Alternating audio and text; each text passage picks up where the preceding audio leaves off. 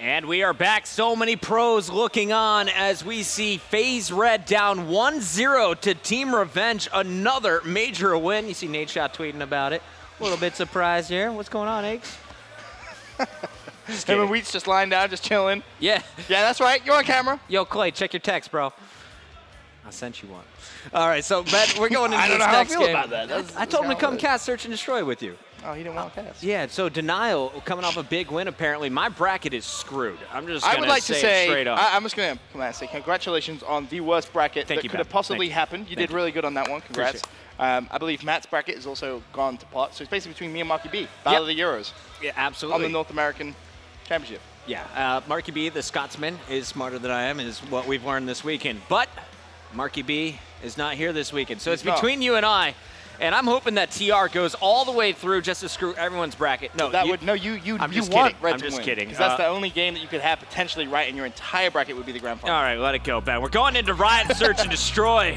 My bracket sucks, but these Search and Destroy games on this map are always fun to watch. Yeah. We've seen nothing but A pushes so far today. I expect a lot more, but what unique strategies do you think either of these teams could pull out here on Riot S&D? Have to expect Thermal Melee, that's for sure. You're going to see a lot of sniper rifles. But what I really, really want to see is in your first aggressive round, do something completely out of the ordinary. Hit that B-bomb site. Maybe even just hit bottom middle. Do something which, when you go on the next attacking side, it's going to keep the opposition true, so to speak. They have to kind of respect the fact that you did something a little bit different, and they're going to have to stack other areas on the map, not just that A-bomb site, which is so freaking. All right, we're going to get Slasher on our screen to start. Kind of lost the bow fight versus Nagafen in that first game. A little bit. This man always impresses me. Doesn't matter what gun is in his hand. He's going to start off with the ASM-1. Here is the aggressive push. Watching fire, not going to see a whole lot. But the sniper, Enable, one of the best in any FPS game. He's right there with Formal on my list of best snipers of all time.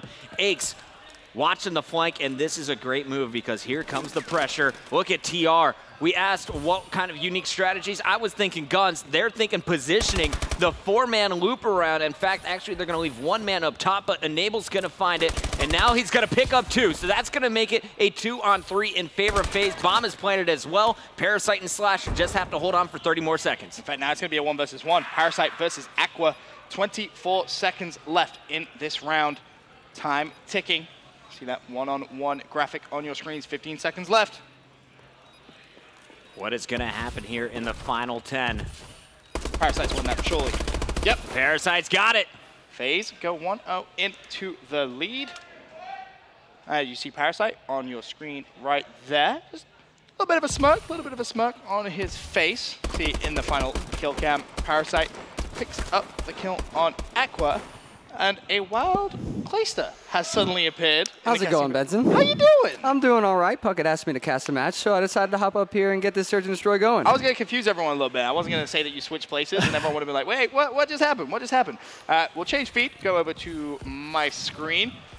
Clay, how you doing, first of all? You just had a win, right, in the tournament? Yep, I did. Good. That's what I like to hear. Of course, Riot S&D, currently FaZe versus TR. Has TR impressed you this event? 100%. And you just saw there, one of them was using that LMG. They've been using it a lot this weekend and being very, very effective with it. Almost akin to Ghost when everybody started using the LMGs. Bomb going down on the side. It's actually picked up. He gets away somehow. I have no idea how he just got away with that. But he stops planning, and you know he's just camping outside A now. You'll see Remy push up top, picks up 1. Now 3 versus 3. Remy tagged up from behind. He's going to drop in. And Nagafen with that bomb. Somehow, as you said, Clay, stayed alive. And now actually pushing out towards the other spawn. He's going to drop him. Sento in a 1 versus 3. Clay, what's going through his mind right now? Right now, he's just trying to pick up 1 quickly so that he can make it a 1v2, which is a lot more manageable than a 1v3. Right there, missing that snipe. That's actually a huge, huge snipe right there. You know, making it a 1v2 instead of a 1v3 matters quite a bit in this situation. You see Aches, Slasher, if he hits that, that would just be God Nade status, but not going to happen. A little cheeky. A little bit cheeky, that's right, Clay. I like that. You use those English words. 20 seconds left in the round. Sento manages to pick up that bomb, but not really got a lot of time to work with. I'd be surprised to see him get this bomb down. Yeah, when you get in this situation where there's only about 10 seconds left and there's more than 2 players on the opponent's team, they can kind of just watch both bomb sites. And as you can see, he's just trying to go for kills here, not even go for the world star right there, the 180 turn on. Kind of what Nagafen did to us earlier in the tournament. Oh, flashback. Who was that got world star? I'm pretty sure it was JCap that got world starred. Okay. It could have happened to anyone. Not really much you could do about it. That was a nasty snipe, by the way. 2-0, though, in favor of Faze. Does it surprise you? Because TR have been a pretty dominant S&D team, I think. You know, you look at 2Ks and 5Ks, they've kind of relied on that a little bit. Yeah, and then but then on the other side, you look at Faze, where you got a mastermind like Parasite and, you know, a veteran like Aches, teaming with Slasher and Enable, 2 very good gun skill players. You know, they can definitely hang with the best of them. And we've seen at this tournament, right here in this match, you know, they're up 2-0, but they didn't have the best showing in that first map. So we'll see if they can put something together here. Parasite with that bomb. Already first blood comes in. That's for Sento with the sniper rifle on Aches. Looks like Faze may start thinking about a little bit of a rotation here, but you see TR have absolutely stacked that B site. Almost as if they're kind of expecting something like that as Nagafen falls. Parasite able to get out there as well. That's a big play from him. That's a huge trade right there to not be able to be picked up and to pick up one of them, especially when they're 4 flanking like that. And as you can see, they're kind of spreading out now, and I don't really agree with this play right here. Slasher punching Remy right there, you know, sending him across the map. Oh, a big gunfight right here in the middle, and Enable picks it up, leaving Aqua in a 1v3. Yep, and as you see, Parasite made his way over towards that B bomb site, and he's feeling pretty good. Gonna drop that bomb down. Now, Aqua has to try and react to this. Time ticking, of course. If Faze go 3-0 up here, this is gonna be big for them. Yeah, it's really big for momentum, too. A lot of people don't really talk about momentum when it comes to search and destroy, but going up 3-0, it really is a huge momentum boost for the Faze team, and it kind of demoralizes that TR team that comes off a hot win in the hard point. Yeah, I was going to say, especially after winning that first map, that kind of changes the shift, if you will, as Aqua may actually see Slasher here, sees his gun. That was a really good setup right there, but unfortunately, Aqua knows that Slasher's there somehow, looking for another world star, and there's that's a nice spot right there. He does pick him up, looking for the last kill, but, you know, if Parasite's smart, he's going to wait a couple seconds, make sure that the guy can't defuse.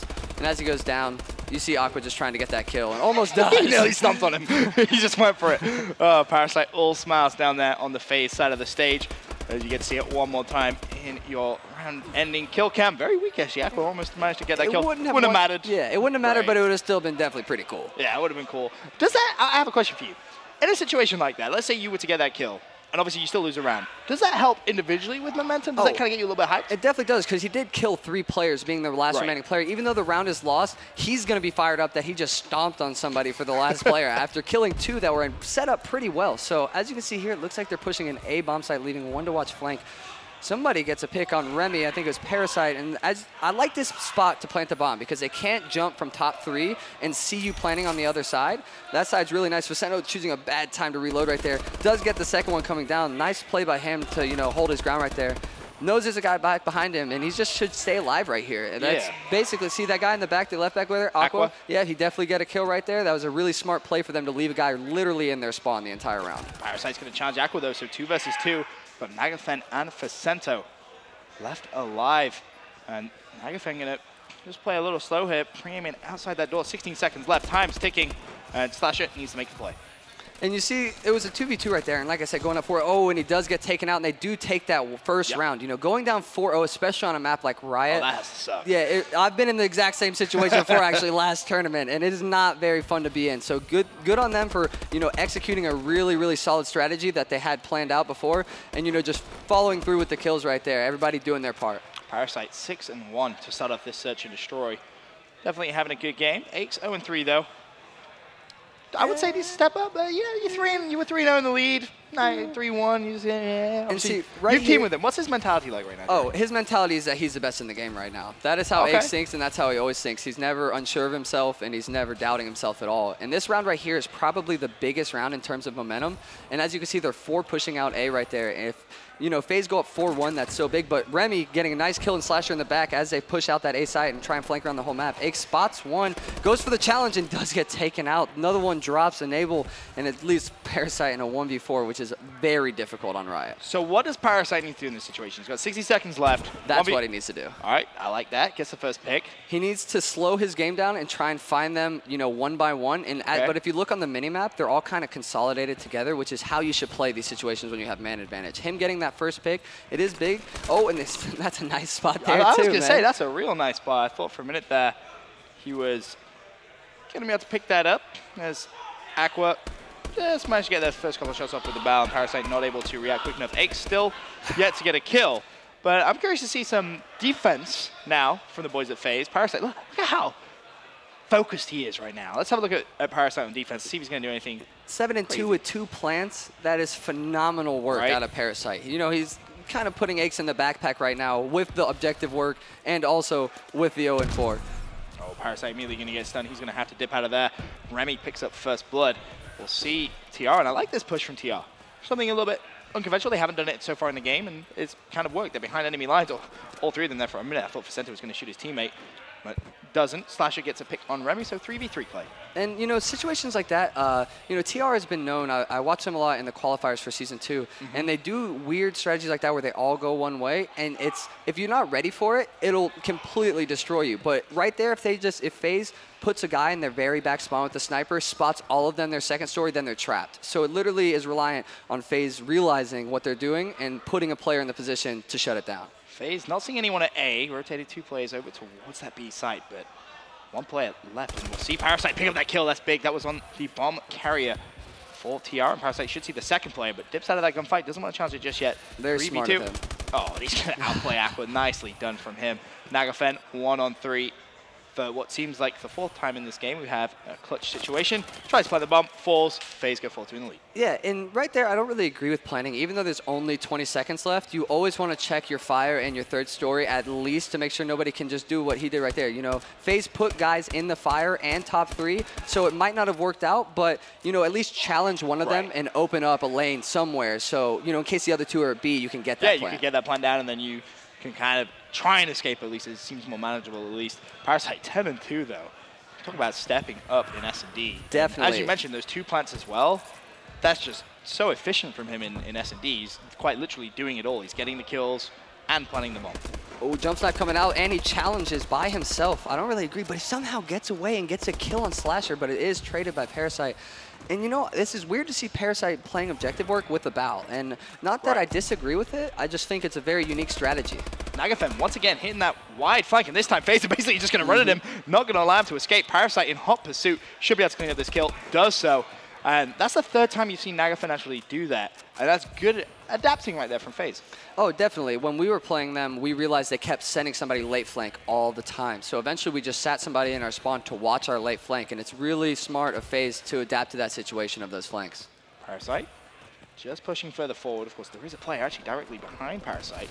You can see Aches picking up Vicento though, and that's going to leave Remy, again, in another 1 versus 3 situation. And they're just not trading efficiently. See, like I said, that you can barely get him. That would have been a really nice snipe, but he does get taken out. You know, Faze go at 5-2 in this. But to touch on what I was saying before, when they keep doing that same thing over and over and putting themselves in bad positions on the map, if the other team realizes it, like you saw all 3 Faze members go back right there and get that 1 kill, and there's nobody there to trade with him. So I'd like to see TR, you know, start doubling up and going in teams of 2 and running around the map like that to trade more efficiently. So if you're in TR's shoes right now, Clay, you're 5-2 down. How'd you start the comeback? 1 round at a time, 1 kill at a time. That's what I always say. You don't look at the mountain that you have to climb ahead of you. You look at this first kill. All right, well, Parasite's going to win that first gunfight. Remy able to get a snipe, though, on Parasite, and Nagafen goes for the plant immediately. Slasher shuts him down. So Remy and Aqua, 2 versus 3. Still plenty of time in the round, though, as Remy pushing up over towards second story. And Abel's going to peek around that corner. Ooh, I would assume he saw him. Oh, well, he's seen Slasher. No! I thought for a minute he was going to get that pick, but Slasher picks up the kill with the bow. And Aqua, guess what, Clay? 1v3. Another 1v3 here by Aqua, and I would honestly say he's really impressed me a lot this weekend. I have a lot of respect for him after playing him. This whole TR team, but especially Aqua. If anybody can do this on this team, it's definitely him. Well, 44 seconds left. Obviously, bomb down at that A site. And judging by the way Faze have set up, pretty sure they know about it. Pulls out the sniper rifle. Enable says, don't think so, my friend. Picks up the kill. So Faze tie up the series 1-1. Clay, before you leave, give me a prediction. Who wins the series? You know, it could go either way, but I honestly think that Faze is going to take this. You know, TR losing a search, which is basically their bread and butter. That's what they're really, really good at. You know, losing 6-2, not even like a 6-4 or 6-5, losing 6-2 with Parasite going 13-3 with 2 plants. Like, that's so demoralizing. And as, you know, a fringe, you know, top 8 team, this TR team, I'm not sure if they have the mentality to stick it out and win these next couple of maps. Well, we'll see. TR looked pretty good in that first hard point, that's for sure. Thank you for joining me, Clay. Really appreciate it. You can go and enjoy the rest of your evening. For now, guys, quick commercial break. When we come back, Game 3.